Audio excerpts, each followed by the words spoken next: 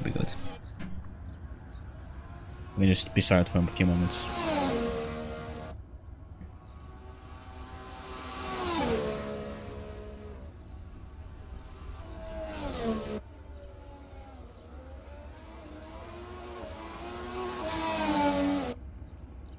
As everything should be fine.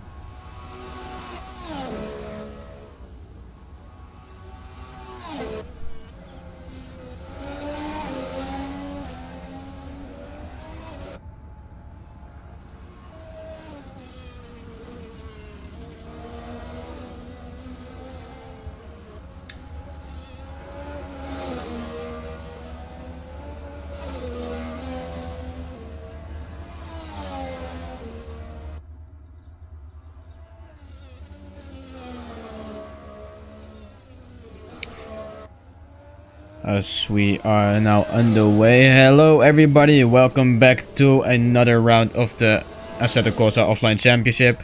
I'm your commentator today, and joined by me, Rowan, today is Talal Nugali, the Formula E driver. Talal, hello. Yo, what's up? Hi Tal, it's good to have you here in the commentator section. Because you're welcome for this honor, honestly. Yeah, we had to find a worthy replacement for Miran, who was couldn't come over, and we're now watching Kulasek in the Renault drive his first flying lap around the Red Bull ring.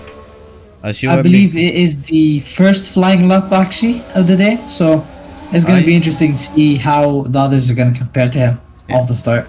As we are on the Red Bull ring today, a fairly small circuit in Austria, in the province Styria, and we started hosting F1 races within 1970, and is now back on the calendar. As it hosted a race from 1970 till 1987. Then after 87 till it was no race until 97 from 2003, and now back here on the Red Bull ring. Actually, fun fact about the Red Bull ring: it was shortened from 1987 to 1997, and then it was rebuilt and renamed to the A1 ring. Yeah, indeed, the A1 ring. It has had its several names, as I am quite sure it was named different before the A1 ring, even, as it was first called the Österreich ring, which is pretty much Austrian or German for Austria ring, and it has its several layouts. And now we're back in this very fast roller coaster like circle with elevation change, fast corners, and also medium speed corners. And the hairpin on the top at turn 3, so it will have some good overtaking spots. Yeah, it definitely will. It's gonna be a really interesting race, although the circuit is kind of plain, a lot of straights, just tight corners, some fast corners here and there, but it's a really good circuit for racing, surprisingly. Yeah. So here we go on board with Alfred Klaus going into turn 4, downhill corner. Very tricky to get a braking right there, and also the exit, it's very tough to get right. But he seems to do it very well in Red Bull car, who is having his home race here, the Red Bull car. Quite honestly, I think he's just not hitting his apexes correctly. I saw him, take it too early of the apex going into turn 4 and going into turn 6. Yeah, but as of now, he's having the fastest lap time so far, so he's not doing too bad. He's hitting some dirty air from the cars ahead of him there. I think that's Ferrari of FCO Graf, one of the two, as he is not improving. He's 2 tenths down now. Yeah, he's definitely closing in on the 2 cars ahead. That's a difficult aspect of the circuit. It's a very short lap, so you will run into traffic at some point. Yeah, sometimes this traffic can help. Sometimes look it at can that, ruin you. I think there was just Dennis like that Graf there, having a complete airball moment. Yeah, exactly. Right there, the number 5 of the German just jumped on top of the curb, just going side by side, and it ruined Klaus' lap. That's not how you're supposed to take a lap, and it sure as hell did not help Alfred Klaus. Yeah. But you know, that's just what happens. Sometimes quality will throw bad things in your way. Sometimes you'll get really lucky with quality and bad luck in the race. It's just always Sunday that you have to focus on, ain't it? Yeah, the point of course being awarded on Sunday, so it's not the biggest deal not having pole, as there's plenty of overtaking opportunities. As here we have Johansson there, the Mercedes driver in the number 44 car. And yeah, he's pretty much a championship contender, together with Miron FG in the Ferrari, who is at the moment P4. Yeah, both have had very mixed seasons. Johansson had two really bad races, where he finished outside the points. Spain and Baku, which were very bad for his championship aspirations. But same goes for Miron FC, who had a terrible race there in the Nürburgring, where he just could not find the pace. He did finish in the points, but just because people crashed out, and you know, it's not because he could overtake people very well. But now he seems to have found back his old form. He won last week on the Azerbaijan street circuit. So yeah, that's always good to know that he still has it. Yeah, of course, these drivers are very good and have been doing very well in this series. Of course, it being, you know, a kind of crazy season, you don't know what results, you know, will come out. Yeah, as we've seen a few surprise podiums so far. We had the Baku surprise podium, which had Daniel, the other Mercedes driver, in P2, and the Williams of Frederick Suto there, I think it was P3 there. Yeah, Frederick Suto did really well. I don't think his car is like a podium, you know, worthy car. So, oh, look at that, this train here.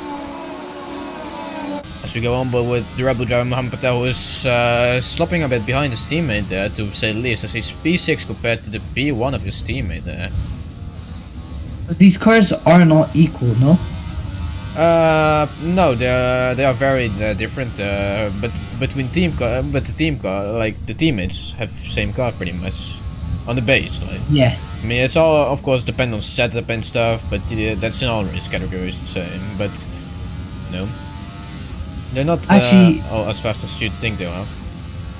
Watching Mohamed Patel on this lap, I think he had just like there, that corner turn 6 and turn 7 or turn 9 were both very sloppy, too much steering input kind of, and yeah, and the DRT is not gonna help there, of course, from Andrew Glock going slowly. So, oh, cup. Maybe he's up on gap by now. Yeah, probably. But I think the Renault behind will be affected by that. Yeah, that's one of the traits, I should say, of the circuit. You know, traffic is always going to happen here. There's a 36 lap race, so the faster cars will obviously run into traffic really quickly. So, you know. Yeah, of course, the slower cars are, you know, having a big gap, about 2.6 seconds to the top for P20. You know, about the 2 seconds all the way up to P15.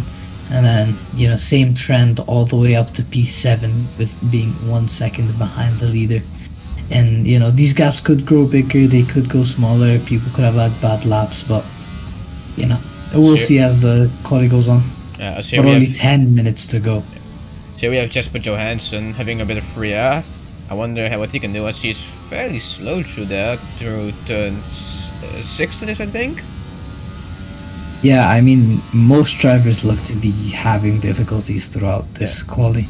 So there he goes through Jochen Rindt. He can extend there a bit, as it seems like someone has gone up. And that's the McLaren of McIntyre. Oh god. Lewis McIntyre in the McLaren is stuck there, it seems. Is that technical trouble? I don't know what happened there, but what I do know is that he is not getting out. Is there... Can we not look at a replay of that? We can look into the replay later on, but as of now, it's Lewis McIntyre in the McLaren, having no luck at all in qualifying, and we've seen it again. The McLaren is definitely not the fastest car on the grid for sure. That's easy to tell, but this is awful for the Brit there, who seems to be stuck in the grass. As Frederick Suto for some reason is 4.6 seconds slower than Alfred Klaus. Yeah, some of these drivers are actually really struggling out there, but I feel like, is he putting in a good lap or is he putting in a warm-up lap here? I cannot tell. I don't know if he made It looks a like mistake, he's pushing, but it's kind of slow. He could have got caught up in the yellow flags, maybe. Yeah, You that never could know. be. Yeah, I mean, yellow flags, of course, is always a trouble. Look at the train ahead And there as well. actually, the McLaren I just saw out the corner of my eye is still stuck there. There is our bolster offered Klaus. And a few these Red Bull, Toro Rosso, McLaren train will catch out Klaus. Sprotschuk in the Haas goes into P11 there. Well, McGintyre is still stuck. For a Haas, it's a very good place to put it, especially going into this race. It has been, we have seen good results from Haas so far. P4 in Spain. And yeah, the Haas is doing overall decent, I would say. As Klaus is now only 300 behind Jasper Johansson there. Oh, he wants to. Klaus is going very quickly on this one. Yep. This definitely looks like a. Yeah, this definitely looks like a prep lap for him. 5 seconds behind. I don't think that's something Klaus would put in. But he is the sixth car of the Red Bull ahead. Can he maybe get a tow? Who knows? I don't know. I don't think the sister car would want to cause too much trouble. Because you know there might be a Red Bull seat up. Is there on the inside? Who is that? I think that's Courtney Simpson. Oh no, that they actually. Excuse me, that's Giulia Ciccetti there. Italian Toro Rosso. Might want to give a little tow to Klaus. But so far it's not really helping out. As Johansson improved by 500s, Klaus locks up and is losing out, I think. Yeah, I really think, you know, that Red Bull sister car is just not doing any good to the Red Bull. That's Berlin Solga in the Sauber. And goes to P17. As the two McLarens are now at the bottom of the table. As their FG goes to the P3 actually. Yeah, of course. I don't think McLaren is obviously not having a good session here. You know, they're both just kind of stuck. One of them physically, the other one maybe mentally. Yeah, I should say. As now here we have Ciccetti again, and here goes Klaus on the inside. Oh, look at that! That's a floor completely gone there, I'd say. As there, yeah. Johansson put in a really good lap actually, and he's now at 10 up. Yeah, really, as a driver, you know, following someone is super annoying, like beyond understandable. Sometimes you'll like lose your confidence and, you know, all of that. I mean, sometimes as a driver, I just stop the car after following someone for too long and just getting blocked over and over again to just regain my confidence and imagine a lap. Yeah, but I wonder how the engine's holding up as we see FG go jump Klaus, and they're now actually equal lap times there. Look at that! Wow. Last time we've seen two cars run equal lap times in qualifying was the European Grand Prix in '97. I'd say that famous three-way lap time there between Heinz-Harald Frentzen, Jack Villeneuve and Michael Schumacher, of course. But now here we have Klaus and FG putting in equal lap times. On the inside, no, he brakes too early there, I think. And that's your lap time gone again. As someone should call the Toro Rosso team principal to maybe ask the Toro Rosso to move out of the way. As there goes Daniel in P2 with 800 of its teammate. But who will take P3? Because it's showing right here that Klaus is gonna be in P4, even though he set his lap earlier. We don't know. Maybe it was like within like the smallest margins faster. Who knows? But whatever it is, Chilacel is close that we expected. As here goes Simpson in the Toro Rosso. Yeah, 1.8 seconds behind the Mercedes. As here we have a Renault there, doing a bit of a drag race actually. And if I were Kulasek, I think that's Kulasek, I would have just let him pass, to be honest. Is there on the inside there? I think there was actually a little jump there from the Renault. So here goes Daniel in the 77 car, who has had a decent season. Yeah, so the 77 is actually looking really quick for once in the Merc. Yeah. So here we have Daniel. Stays P2. Did not improve his own time actually. Maybe tire wear affecting a role in that. Who knows? Yeah, I think some of the drivers should just box, get new tires. You know, a driver like Lewis McIntyre should probably box or like get the car back into the pit lane if that's even. Yeah, he's still stuck there. I possibility. don't know why the Moss not taking him there away from there, but who knows? Must have his reasons. And someone like Klaus should have just boxed way earlier. Box right now. New tires. Get out of the way of the Toro Rosso. And is he boxing? Yeah, he is boxing. As we speak of the devil there, Klaus is boxing, But still behind the Toro Rosso there. So he is literally attracted to it. Who knows? As we see Mohammed Patel, and he's actually faster there by 100th of a second. So now can he put together a full lap there? Yeah, Mohammed Patel going faster in the first sector, but of course your first and second sector will affect your third sector. Well, the third sector is the fastest, so you would want your tires to be in the optimal, temperature range. Yeah, as we see Franco Gamba going P8 there, the Italian. Rahul Patel goes into P14. Mohammed Patel improves by the second sector by 0.005 of a second actually. Actually losing out to the pole or the provisional pole man right now. As you can see here, Patel rounds the final corner. This is gonna be a crucial corner for him. Is it gonna be enough? That is wow! That was a very good last sector from Patel. Professional pole indeed, as you say, and he improved and he managed to pull out 0.04 of a second there, and the Rebel car is now on professional pole. Will be stuck behind Toro Rosso? No, Patel goes on the inside, and he actually passes, but I think he lets the Toro Rosso go. Simpson. I think, in my personal opinion, the Red Bull should have gone outside there.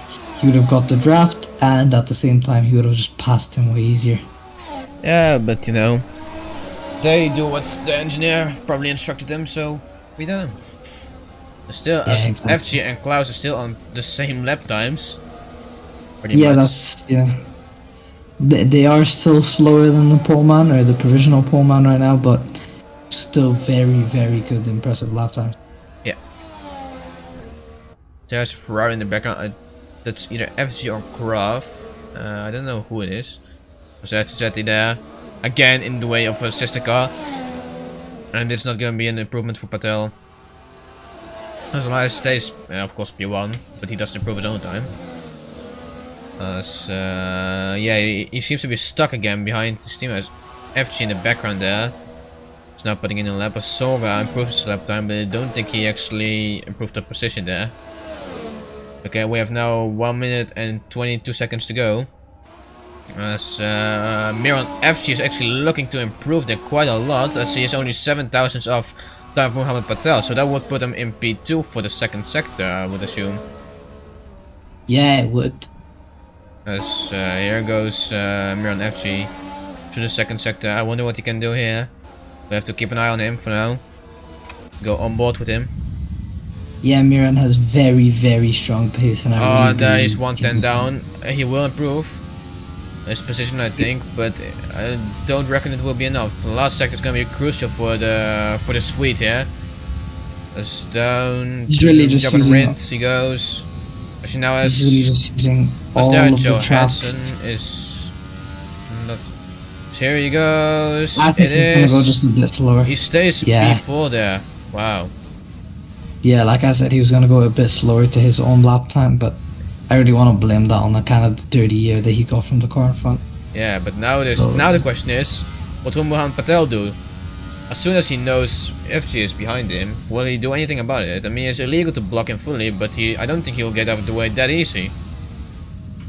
Yeah, I don't think he will. He will try to kind of quote-unquote block him. Oh, look at that! Wow, very brave line there from Johansson there.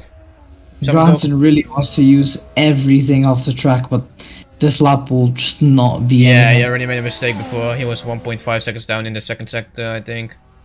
Johansson stays P2. 8 seconds slower than his Yeah, first lap. he made a mistake for sure. There, yeah, take the curve. Of course, why not, mate? There you have his teammate Daniel. Can he do anything? No, he can't. 3 tenths down as Arnold in the other Force India, I think. Puts it in P8. FG falls down completely to the bottom there. Oh, no, not FG, McIntyre. As now the Sauber is in the way of Daniel, so that's not gonna help either. And it is a 1.3 second gap there to P1. Very disappointing. Yeah. But it is what it is. Yeah, it is what it is, you know. As we have 500 of a second between us. Daniel actually goes for another lap, but is he allowed to run it? I don't think so. Now, that's very disappointing. To be faster on your out lap, that's pretty disappointing to me. On your in lap, I should say. Yeah, and that's qualifying for now. As here we wait. They warm up their tires before the race. Makes sense, makes sense. Let's see, as now we are waiting. It's a Red Bull on pole, Johansson beside. Daniel, the other Mercedes in P3, what can he do? He should have the faster, should have the advantage theoretically over his teammate, but can he maybe overshoot him? We'll see. You know, going down the grid, there's impressive drivers, so I really believe this will be an interesting race. For sure. And of course, 5 lights are on. Let's go for the Austrian GP.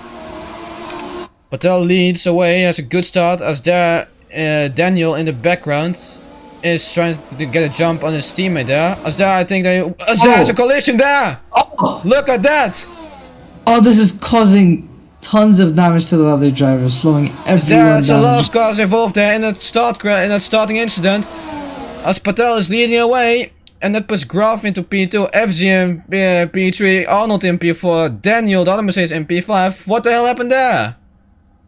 Yeah, those drivers really got away lucky and just... extraordinary.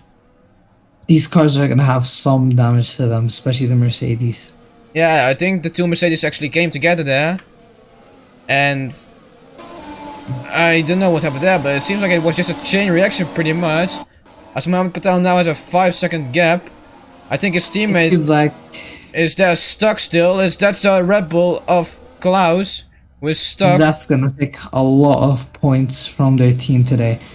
Both Red Bulls just look really impressive, and one of them's already out of the GP. Yeah, that's very disappointing for your home race. But Mohamed Patel, for the second time in his career, leading a race. But now, is he able to withstand the pressure from Dennis Graf? We know Graf is an impressive driver there. Same goes for FG. But I wonder if he can this time withstand the pressure. As last time he was under pressure from a drive behind, he bottled it by crashing into a back marker. Will he be able to convert this race? It's just too early to tell. There's just a lot of stuff that is left to happen this race, and anything can happen. For sure. As here we see it's a 4.2 second gap. He actually really checked out there. As there Simpson is under pressure from Andrew Glock on the inside. I don't think he's gonna make it as they nearly make contact. Glock there goes very wide. And now I think that's Kulasek joining the party. As Real Patel is coming, Lewis McIntyre made a really good start there from P20. He really made up for the poor qualifying. As Patel sets a faster lap in the meantime. Yeah, McIntyre is making up places. Here, Giulia Cicetti behind her fellow Italian driver Franco Gamba. And I wonder what the Italian can do. Toro Rosso is definitely slower than the Force India this time. But maybe with enough overspeed, or if she has an undamaged car, it can make a world of a difference.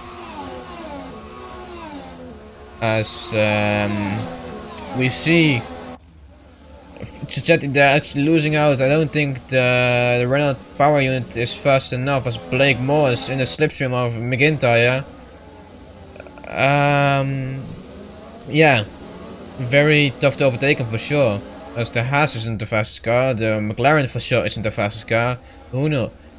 As we see Daniel behind the Force India actually of Arnold there, who is in P4. I don't think Arnold is willing to really give up the place.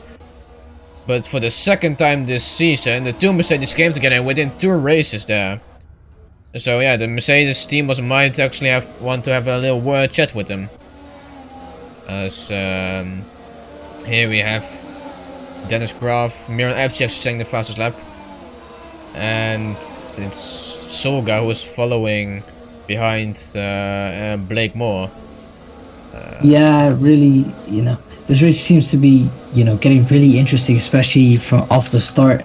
The two Mercedes hitting each other, the Mercedes can never seem to get it right with the teammates. 2016 Spain, Red Bull benefits. 2017 Austria, right now, again, Red Bull benefits. Look at the damage actually on Johansson's car on the side, but that might actually affect the radiator. But as you said, the two Mercedes always seem to struggle to really get along, as we've seen it before in Spain 2016, we've seen it last week in Baku, and now it's a collision again, this time in the first corner already.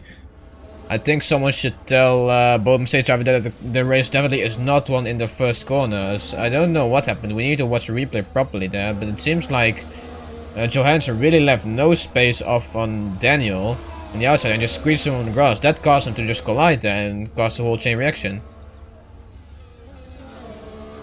Here we have Daniel. And he's in the slipstream of the Force India. Both running on Mercedes power unit. But I don't know if Arnold has that damage that the Mercedes of Daniel has. As he seems to catch up now. Goes on the inside, switches early. Can he make that stick? I don't think he can. Is there? Yeah, of course, take the curb. Your car is already damaged, so why not take it? No, why not risk it all?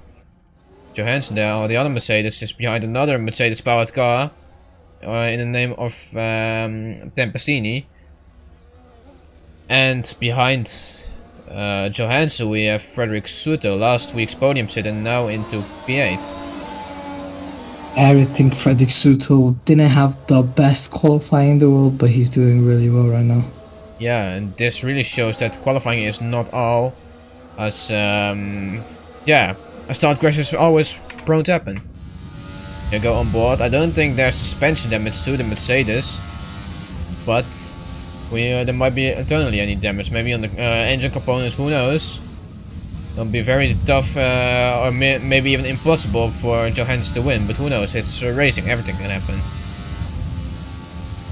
As we see him really, as there, Dennis Graf is actually closing in with quite some pace on Mohammed Patel. And behind him, slacking a bit, is the Ferrari of his teammate Miran FCS there. Wow! Very close there, jumps the curb there, Jesper Johansson. Nearly takes out the Williams there. And that poor exit actually might help Frederick Soto a bit. As here we go. Soto trying to close in. Very tough to follow here. I think, yeah, he might not gain too much time here. Decided to gain it all on sector 1 and 2. I also have to make a move before the fast sector happens. Now we see going into Rindt corner, a very fast corner, but for some reason he really did not take it as fast as he should. And now, yeah, he could have taken it way faster, and that's just gonna lead on to a slow, a loss of time down the straight. Yeah. Behind, tries to gain on Blake Moore. The Haas. In theory, the Haas should be faster than the Sauber, but I cannot really see any major gaps forming between the Haas and the Sauber. Here is our leader, Mohammed Patel. As you see, the backhand step out sometimes. Really just going at it, but I really feel like Mohammed Patel is actually losing time to the car right behind Yeah, him. for sure. As a few laps ago, he was 3.8. Now it's 2.7 only. So with this pace, we will see Patel maybe lose out the win, which for the Red Bull fans I would not hope, but for the Ferrari fans that would be lovely to see. So 1 minute 8. As here on the inside there, Daniel tries it. Couldn't really make anything. Danny really lost style after that start, you know. We really gave them the commentator's curse and we predicted their fight, but it never came out as we wanted it to come out. Nope. As there's a 10-second gap between Arnold and FG. So here goes Daniel. Can he go for the move on the inside? No, he brakes really early. Might have to do with the sustained damage on the car. I don't know what he's trying. Just fighting with that damage. You can see two lines, or you can see two lines each side of like kind of a black strip on the tire, kind of showing how much toe the cars have. Yeah, as we see the tire wear here. The tires just already start to wear out pretty quickly. I don't know if there may be a flat spot here and there. What I do know is that Johansson has, seems to have taken some bar spot damage. The rear wing seems not to be completely fine. The front wing seems to have taken a few dents, so it's definitely not a complete car anymore. There, look at the left side. There, a lot of damage there. And I think the left side has a lot of cooling in there, like a lot of radiators, so that might affect its performance as well. I feel like that Mercedes is a really durable car. I felt like if it was any other car, it would have taken much more damage, and I'm surprised he didn't have to box for a new wing or retire the car completely. I'm most surprised that he's actually running without boxing it. Most of the race are without pit stops, to be fair, but this is really next level as Daniel there, again, stuck. And you can see the clean left side of that Mercedes. That seems somewhat intact. Yeah, the contact was just very unlucky. Yeah, it was very an aggressive defensive move there from Johansson, I would say. Like pushing his teammate off. I don't think that's what you should do as a teammate, but who am I to tell them what to do? On the right side there, yeah, I think the Mercedes of Daniel has less damage than the Mercedes of Johansson. I think Johansson really came off worse. Yeah, Johansson really caused his own downfall here this race. We see there Graf being 2 tenths faster than Patel's there in the background. You can see him already coming. I think Patel knows it. I wonder what's his pace different, why his pace so slow, as he was really fast in qualifying. But no, maybe the tires or something. I don't know. Maybe actually looking at it this past few laps, actually Patel's gate 0.1, but still he has lost a lot of time to the car behind, and even to both Ferraris. He lost time to the Ferrari of Miran, and he lost time to the Ferrari of Devin. Here we have the other Red Bull, Alfred Klaus, who is in P20 there, and he's getting, I think, lapped already by Kulasek. And the Sauber there. The Sauber and Kulasek, that will be Andrew Gluck coming up, and there in the background that's Courtney Simpson. Someone should call the blue flags for this guy, as he's really not helping out to move out of the way. Yeah, surprisingly, the Red Bull did not retire. The second Red Bull did not retire. Yeah. And just, going on. As their Graf also was 2 tenths slower this lap than Mohammed Patel. Let's here Blake Moore on the inside of McIntyre. And he's not really, it's not an overtaking space here, this sector. As there, Daniel is 9 tenths slower than Arnold in the Force India. Yeah, I wonder how the Mercedes are comparing, actually. Yeah, that's a good question, to be fair. I think Daniel is either losing out a lot or he's just saving tires, as Kulasek is running a 15 second. I think Klaus was running a 1:15 as well. There's Simpson as that Kulasek is stuck, I think. Oh yeah, Kulasek. Problems for other cars if they run wide. He seems to have just given up. You can see the steering wheel just turned. His hands are kind of off the wheel. Yeah, I don't know what happened there. That will be something to look at. I don't think it's getting out of the way either. So that's the second retirement of Kulasek. I think, yeah, there was Kulasek who retired last week as well in Baku. So another DNF for Kulasek. That's not what you need, what you want. Very, very, very disappointing there. Yeah, really unlucky for him. Unfortunate in many cases. Yep. It could have been all a, you know, driver fault. It could have been mechanical fault. We will never know. Yeah, we already see mechanical faults happen. To be honest, these cars are really durable when it comes to engine components. Now on the inside there, and again, I don't think that's gonna be enough there. Nearly takes out the Force India. Make contact. These Mercedes look a bit aggressive today. Yeah, they're probably frustrated from the first lap incident. Whatever it is, we see the other Force India fighting off the Italian Giulia Cicetti. And yeah, I think the Force India is at the moment having the upper hand on the Toro Rosso. So here we see Blake Moore in the train there pretty much. I'd say get on board on the Rail Patel train. As yeah, nothing is really happening here either, apart from just trains happening. And that is Lewis McIntyre still holding up Blake Moore. So, oh, look at that, really big oversteer moment there from the house of Blake Moore. So I wonder where the lapped cars are at the moment. So we have Klaus here. There in the background, that is a Sauber of, I think, Andrew Glock. There him Mohan Patel. I think he will run into some backmarks at some point. So that's gonna be an interesting one, as the backmarks are not here to back out for some reason. They just stay and fight for whatever they can. So it's definitely not a one race yet for Mohan Patel, even though he keeps a consistent gap right now. I think the backmarks can still play a role. It's Blake Moore now. Well, where are you gonna overtake? What? I don't think so.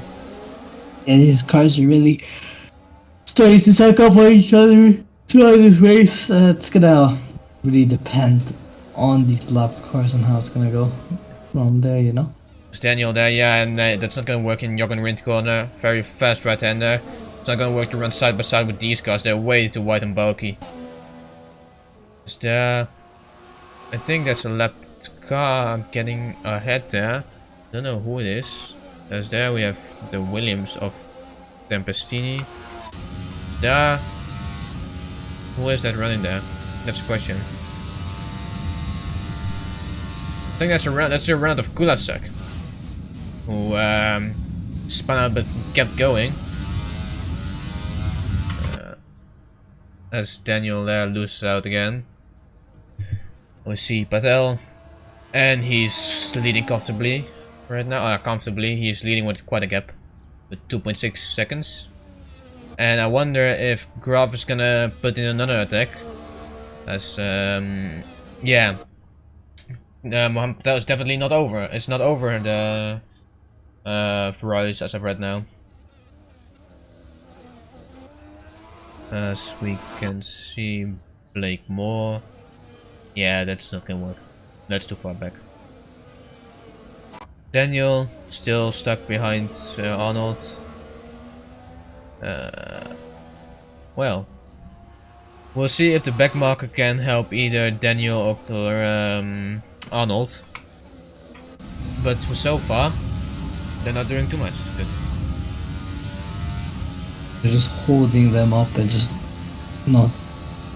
Well, not surprisingly, but these backmarkers are just very, very stubborn.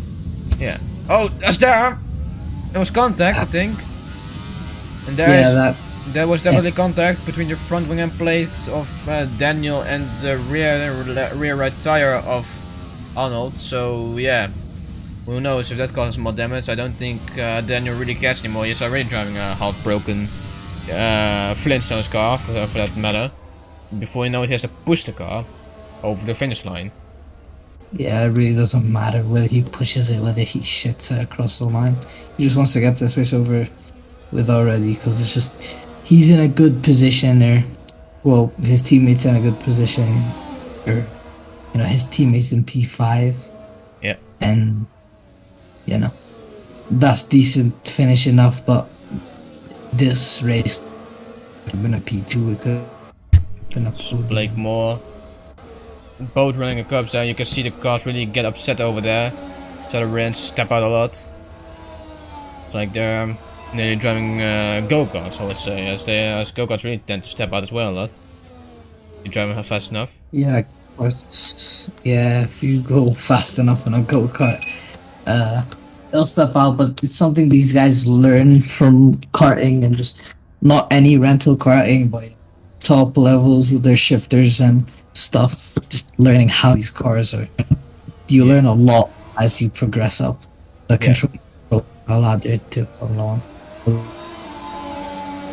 As Jesper Johansson stuck pretty much behind the Williams side. I would call it a sister car, as it's like a lot of Mercedes spots, but I don't know if it's officially a sister team. But yeah, it is. It is not officially a sister team. It's a separate team that. So on the inside. Whoa! We just that was very aggressive there. Arnold's not having it. Takes it back, but here. Oh, look at this fight. He's gonna go around the outside. Oh, down the inside. That's a dummy move there. Sends him the dummy.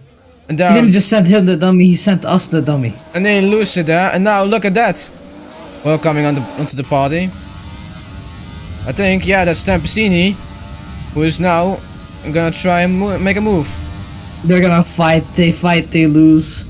On the inside, Daniel, not having his race at all. And then the second Mercedes is gonna come through. He's just gonna push, he's trying to get anything he can out of that car to just find the way to overtake him here. See on the inside, he sends one on the inside, there's gonna be contact.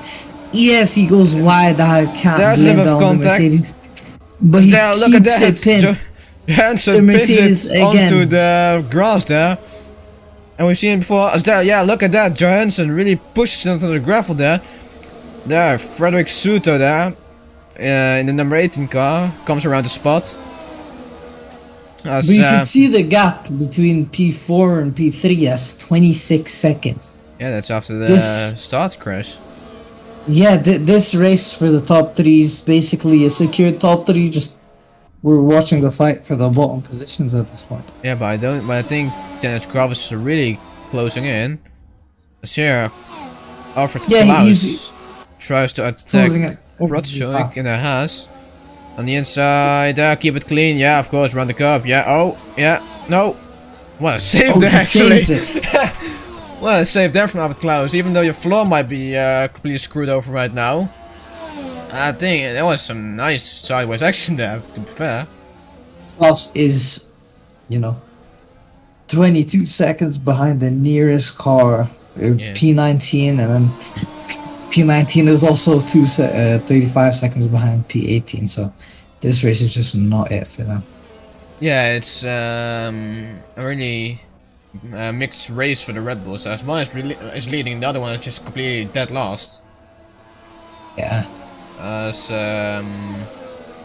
we see Suto trying to catch up, and Johansson really shows how much guts he really shows there.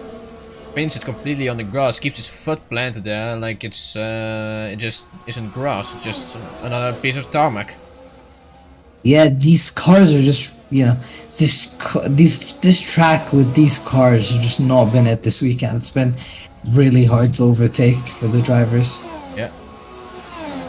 Just good. It could be good defending. It could be the cars. It could, the combination not being it. But also, you see the drivers' lines are very weird, especially with these yellow curves. They just seem not to learn that touching the yellow curve will send them. It's like having a few rally drivers in the F1 cars. They really send it wherever they shouldn't send it, to be fair. In some corners, these guys are just, perfect line, great curb uses. Into turn 5, I think, there, nearly a rally line there. Rand steps out there, completely. Corner like here, they're not using enough curbs. Some corners they're using some curbs they're using so much. Some curves they're using too little, and maybe one corner that they're on it perfectly, or 2 corners including this one. Yeah. But then look at Dennis Graf catching up to Mohamed Patel, as there Miran FC is also closing in. Miran Yeah, they're just FC closing definitely in. do not count out the super sweet at the moment, Miran FC, as he is also closing in a lot. But now the question is, will Ferrari throw in team-ons? We have seen tension between the 2 Ferrari drivers before. The best example is the Nürburgring in qualifying, where Miran FC was ahead of Graf and he just would not let Graf pass, even though Graf was way faster. The question is, will these 2 catch the leader, or will they catch each other first? And really, you know, they want to catch the leader. It's just the best for them, but I think both drivers are really stubborn. They both do faster laps than the leader. Of course, the German in the Ferrari does a faster lap, just marginally, so you will really have to be watching that gap, and, you know. But they gained about 1/10 on the leader through that lap, and we're just gonna have to watch and see what happens. So 1.6 gap.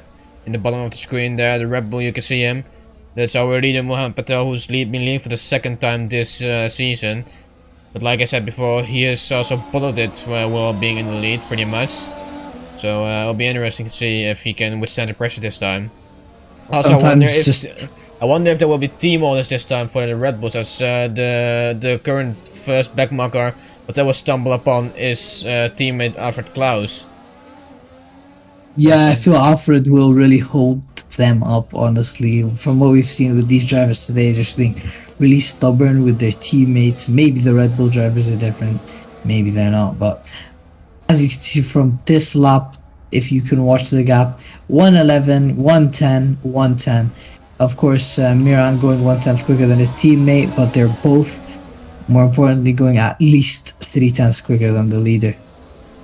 Yeah, exactly, and yeah, Patel definitely should either up his pace or just consider us there. We see already Paretsky passing. That's not gonna help you either. I thought it would be, yeah, there's Paretsky. That's the first. Is that, yeah, that's Paretsky. That will be the first car yeah, that will be a tough one. That might be critical actually for Patel, as he can't ask the McLaren driver to move out of the way like he could ask Alfred Klaus. Really? Yeah, really. Alfred Klaus is just in a weird position this race, kind of. Yeah. He's behind these drivers, right? Yeah. He's behind them, but at the same time, I haven't seen them lap him. Yeah. Because he's not ahead of him. He's like 20 seconds behind P19. Yeah. Oh wait. I think Paretsky led both Kulasek and Klaus anyway, so because Klaus yeah, I was in feel the like pit lane. the timing seems kind of wrong, as it says he's 19 seconds behind P19, but I just saw him set a lap, so being very, very weird with the timing. Yeah, but today. that's Kulasek is the Renault behind. That's Paretsky is the McLaren. Oh right. So we're lapping P18 as of right now. As look at that, you better start watching right now, as FG is starting to catch up to his teammate. Kulas Patel catches up to his backmarker. Look at the train there. Oh dear, I don't think that's gonna be an easy task to just clear, as the blue flags do not apply here too much. And yeah, that might. Really I hate to say it, but Patel. Oh look at that! Patel actually managed to Patel pass gained already. time. Patel actually really gained, made the gap bigger last lap. So these Ferraris being held up by this back marker. Oh yeah, really McLaren versus Ferrari again. I say again because we haven't seen it happen historically before, around the 90s, where McLaren would fight Ferraris really bad. I like really bad, since really harsh, and now the lap car's in the way. There, Graf on the inside. I don't. Yeah, you can see the pace advantage going into this corner. I wonder if you can overtake him. If they just both use up the track. Oh, look at that! That's what I mean. Oh, the Ferraris make contact. Yeah, and that makes the chance bigger for FG, who needs to think of his championship as well. This lap car really just cost them 3 seconds on this lap. Yeah, at least. So maybe FG can pull a hack in the Schumacher there, who knows? But what I do know is that Mohamed Patel absolutely clocks out right now, 5 seconds ahead of Graf again. Mohamed Patel will be really happy at this point. Yeah, but he should cheer too fast, as look at him ahead. There are 1, 2, 3, 4 cars ahead. 4 lapped cars to fight through. Yeah, but only a few laps left to go. 11 after this one. Yeah, but each lap is a lap, and it's gonna be very tough to overtake. Really, I thought each lap was a donut. He really needs. The most important thing is that he holds together. That's the most important thing, and make himself as wide as possible if needed. But he cannot risk a dive on the inside right now, as we know the backmarks are relentless in that case. As there, look, yeah, 2 seconds. That cost the two Ferraris are 2 seconds slower than they normally would. I think they made contact. Are they getting past him? No, they're still behind. Oh. But Patel goes on the inside of the Sauber. Nearly wheel bang him. Yeah. I'm surprised this curb isn't causing anyone damage so far, because that is very violent. That's a very violent curb there, as the two Ferraris are way too close for each other. Someone should tell these Ferraris to calm themselves down before they end like the two Mercedes there. As FG tries to make a move, and he really cannot place it anywhere near an overtake. As here we see Daniel on the inside. Can he do it this time? But before, Daniel against Arnold, and Daniel hardly spins. That cost him time. FG is behind him. Can he make it? I don't think he can. As there ahead goes Dennis Graaf. There the McLaren goes off. And now, yeah, Graaf goes off again. And now that allows Paretsky there to take back the place, nearly I'd say. As we see, and that try it, cannot make a move. There, no, that's FG stuck behind the back marker, and he will be furious there. And it's 10 laps to go for Patel, and Graaf can now start to reclose the gap. As now, right behind Paretsky, it is actually Miran FG. Very close, but he cannot make a move. Tough to overtake. And Patel, where is he? He's still stuck behind the train. As McIntyre has finally been overtaken by Moore. As there, I think Klaus is coming in as well. McIntyre is under pressure from Zolga and Klaus. Oh no, that's Patel actually. Mohan Patel tries to jog on Rind corner, locks up there. And he really should watch himself there, Mohan Patel. He has a lead to watch him there in the background. That's also Graaf there already coming on him. So really, he needs to find a compromise on the perfect place to overtake him. But now, can he do it? Mohan Patel behind Balint Zolga goes around the outside. Zolga nearly pushes him off there. Very defensive move. The inside, there might be nearly contact. I can't make it past. Daniel there in the Mercedes is now closing in again on Arnold, but I don't think he can make a move really. It seems like FG finally got past. There's a lock up there from one of, I think that's McLaren of McIntyre. And now Zolga's all over him there. Zolga, but he loses out again. And where is Patel? Patel is there behind. Graaf is behind. It's only 8 tenths down. But this is really not a fun place to be for us being Mohan Patel. You know you're leading your race. The home race of the Red Bull car. And it's now Dennis Graaf who really not helps the attention there. There in the background mirror on FG goes well. Mohan Patel finally goes on the inside. Can he make it past? That's the question. Miran FG sets a faster lap. Patel goes off the track there. And he hit Graaf. I think Graaf nearly went off there. Oh my, and there we have FG who has the overspeed right now. Goes on the outside, but there was definitely contact between the Ferrari and the Red Bull. As on the inside, no. Again, no. Miran FG backs out. But Patel, really aggressive there. And wheel banks the Ferrari there.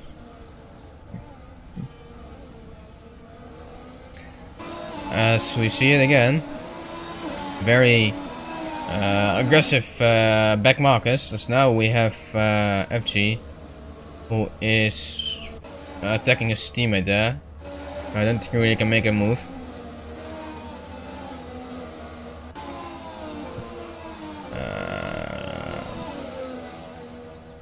7 tenths. Nothing really opens up for FG, I should say. So it's the Sauber of Zora playing another role there in the race.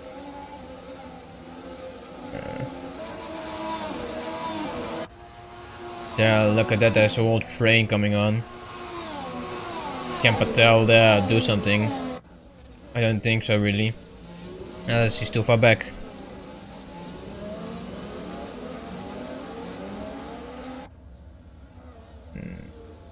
There, look at the train there, starting to form behind McIntyre.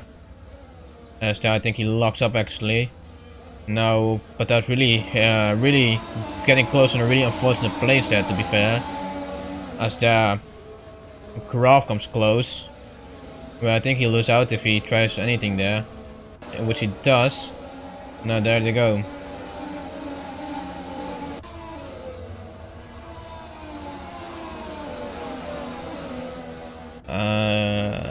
I think, yeah, there's not really any place he can try it, Patel, to lap the back marker there of Soga. Soga not really getting out of the way there. He pulls out the slipstream there. Goes on the inside this time. Is this enough? No, it's not. And there runs the cup again. There, oh my, there the whole Ferrari lineup has to stand the brakes. Very close. Again, there. Is it gonna be Graf on the inside? No. Is it gonna be FG on the inside? No. Neither one. But you would think that FG should really try something at some point.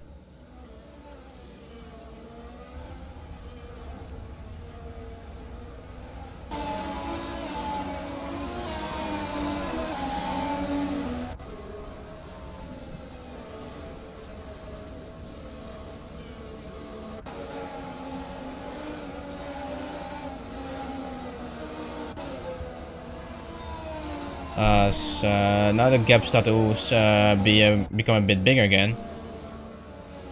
But there, yeah, Miran actually really being held up by his teammate there.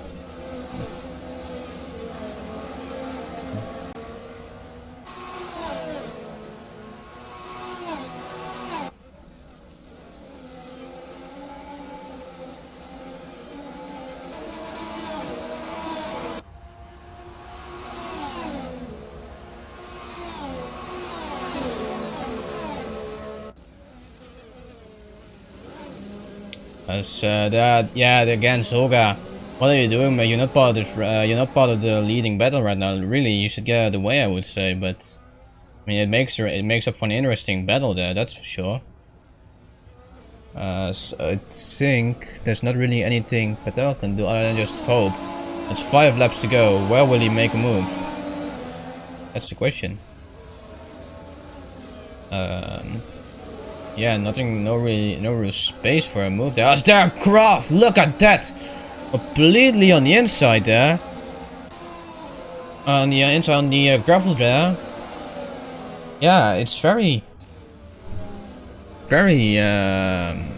brave to go there that way, to be fair. I would say that's a bit too much for the good. I mean, it's really important to show guts there, but really it didn't cost him that much. Well, I wonder what's the problem, to be honest, because it's really tough to overtake. Because now Patel really goes on the inside again, but it's really a risk to go as the two Ferraris are way too close there. They have to stamp the brakes again, and that might cost them momentum again.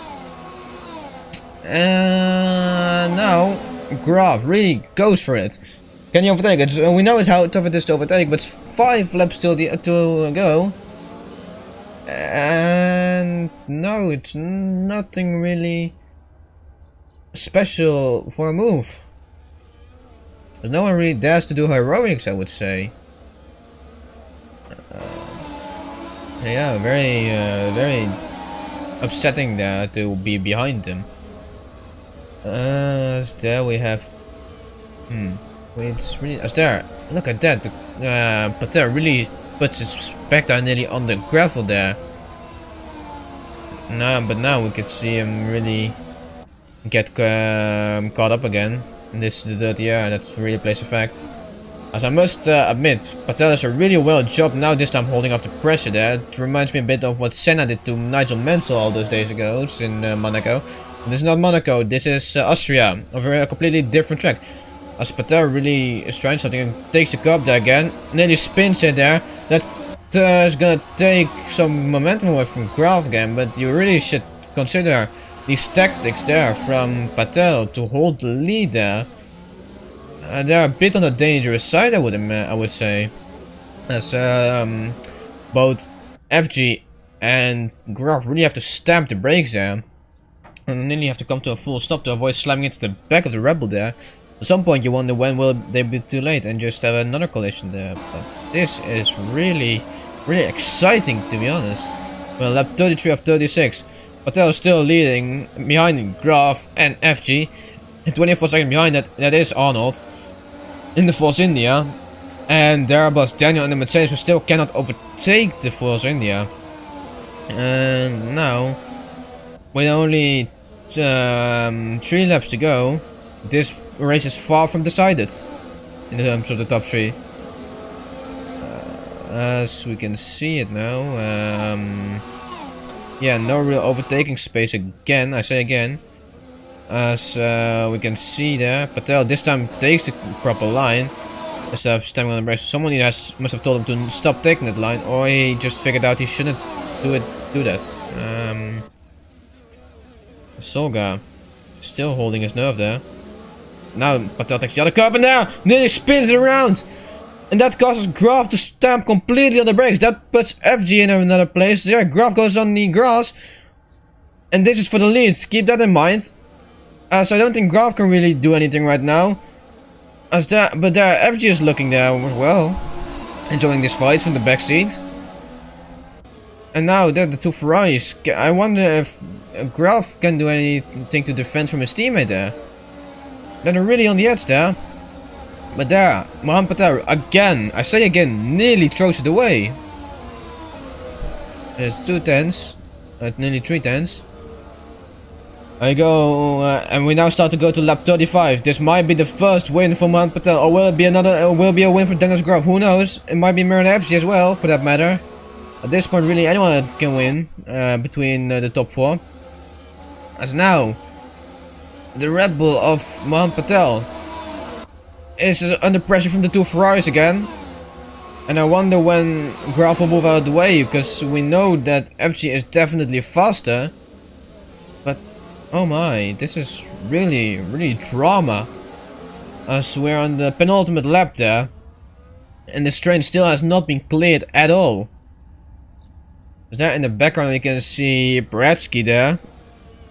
As there, yeah, nearly shoves his front wing into the rear wing there of Solga. That's a mini F1 cars are made, but now we are really not looking for mini F1 cars. We are looking for a winner this time. Who can hold his nerve there? As you can see, there, lock up that thing actually. And there, Graf goes a bit on the wide side there. And that might open up the space for FG, who puts it alongside there, but not enough. As there, lock up there. And FG is losing out again a bit. Yeah. Yeah, the 2 Ferraris battling right now. And it's the final lap. It's the last lap. It's only 1 lap to go for Mohamed Patel. But the Ferraris are definitely not backing off right now, even though it's a final lap. FG there, 1/10 off. Can he do it? Can he make a move? He's going on the inside. On the inside of his teammate there. I think they make contact there, and that might be a chance of the win gun actually for Miran FG. FG on the inside really showed his mark there. Went on the inside, and that costed Ferraris a bit. Patel goes for a dive there a bit. Really points his nose in there, but it's nothing more than just looking. And I think the gaps have settled a bit. No, as FG really goes. Graf is losing out. Can this be enough? I wonder it. As the both really go on the curb there. Here comes our current leader. It's Mohamed Patel in the Red Bull. Leading from Dennis Graf and Miran FG. As here you have him going to the last corner. And it's a Red Bull win at the Red Bull ring, I would say. And Mohamed Patel crosses the line, and it's a P1 for Mohamed Patel. Mohamed Patel wins the Austrian Grand Prix. Dennis Gravenmir actually close behind there. Wow, that must be revenge for the Nürburgring. Wow, amazing stuff there from Mohamed Patel in the Red Bull there. So now we see there. There's onboard there. Because now, yeah, he finally lets go of that gap. Wow. So Mohamed Patel wins the Austrian Grand Prix. The first win for Red Bull this season. And what a place to do it on their home Grand Prix. Further down the field we have Arnold, who finished ahead of of Daniel actually. And Tempestini, Frederick Suto, Johansson, they're finishing in the points there. Gamba, Pina and Cicetti rounds up the points there. And Protsjoik, P11 there in the Haas. Andrew Glock, P12 there. Really well done in the Sauber there. Fantastic stuff here. As here you have seen the last few people do the laps. And give Mohamed Patel a round of applause for P1 in the home Grand Prix of the Red Bull Racing team. Amazing. But unfortunately, that's it for today for the Assetto Corsa offline championship. I hope you enjoyed this amazing race. Look at the gap, 4 tenths there. Wow, that's amazing.